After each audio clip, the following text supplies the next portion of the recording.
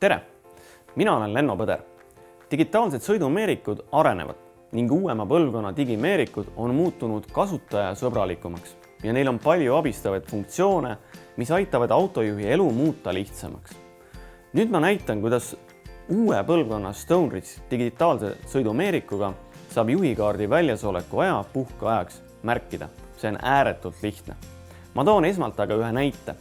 Oletame, et autojuhil oli tööperiood ning see sai läbi. Ta töötas, töö sai läbi ja võttis oma juhikaardi sõidumeerikust välja.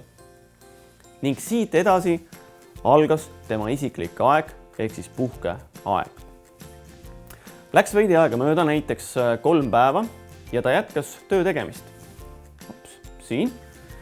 Ja nüüd kaardi sisestamisel saabki juht ära teha sissekande ja märkida selle aja siin, mil ta oli puhkamas puhkeajaks.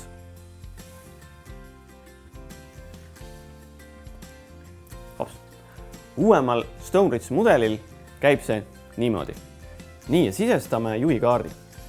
Paneme ta siit kenasti sisse, lükkame sahtli kinni, väike tervitustekst, juhi nimi.